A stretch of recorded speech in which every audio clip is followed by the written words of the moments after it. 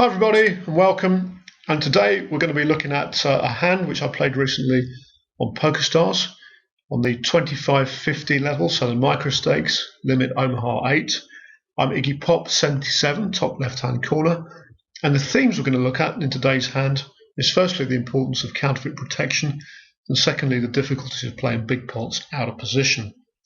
So, relatively early in the game, I've sat down about 5-10 minutes ago, and I'm very pleased to find that I get an excellent low hand, ace 2 3 7, double suited, which means I've got really good chance of making a nut low, and if spades come in, I can make the nut high with my aces.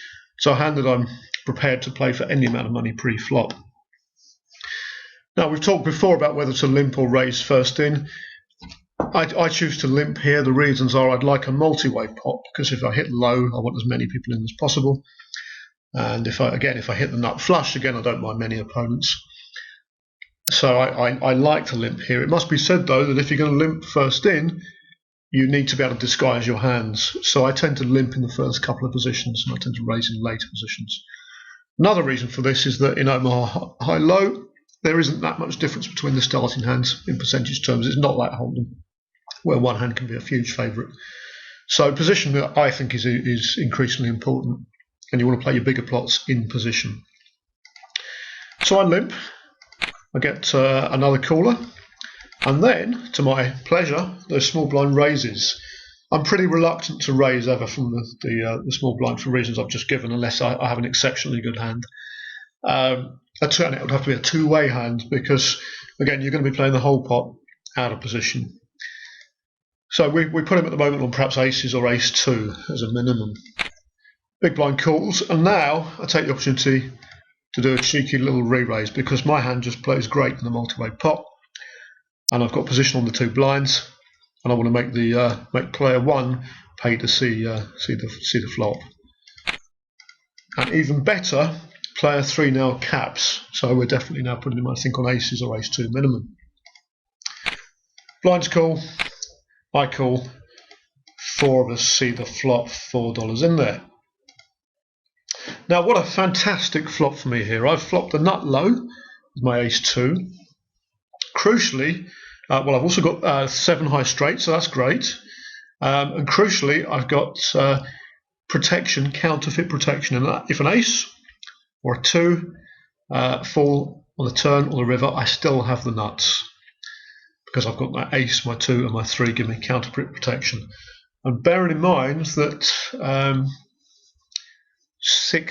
there are 6 aces and 3s, 8 aces and 2s that I don't know about that are in the pack, that means about a quarter of the time an ace or a 2 is going to fall on the turn or river. So thank goodness I've got my counterfeit protection with my 3. Now player 3 leads out with a bet. We're not surprised at that, given his pre-flop aggression. Player 4 calls. I could, of course, raise here. That would be very reasonable. But I decided to pull the trigger on the turn.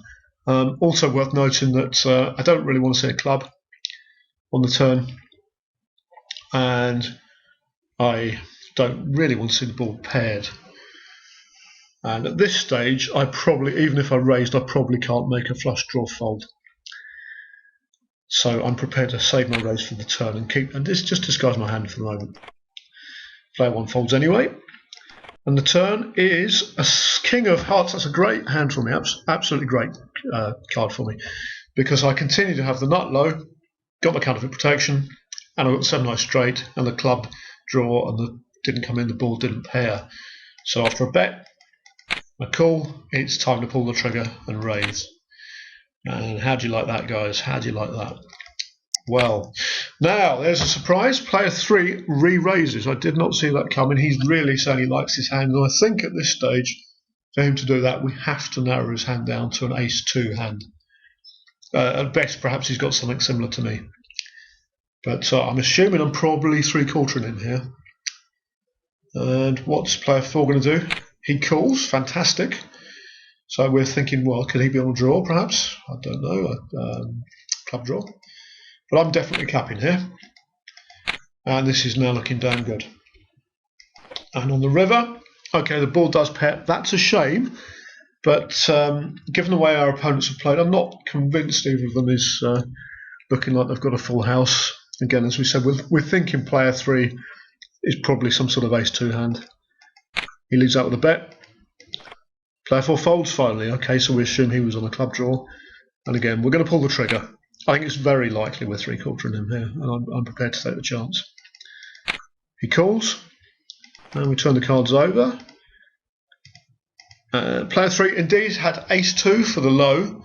He had a reasonable hand, pre-flop, pretty good hand. Ace-2, 4-7, very similar to mine, but mine was double suited.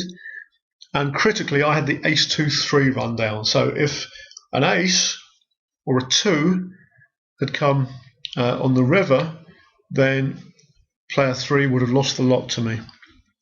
Which shows you can be pretty vulnerable with ace-2, and it can be difficult to play it out of position. So there's a big pot here. Okay, he survived in the end, but I'm going to take 3/4 of this pot. I'm going to take all the high, take half the low, and it's a good few minutes' work for me there. So his challenges were twofold, really. Firstly, that he didn't have the counterfeit protection.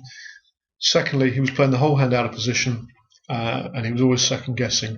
And we could add thirdly, he didn't really slow down even when on the turn I told him that I was doing well. He should have slowed down then. So, hope you enjoyed that. A few hints and tips for you to take forward to the poker table, and I will look forward to seeing you soon.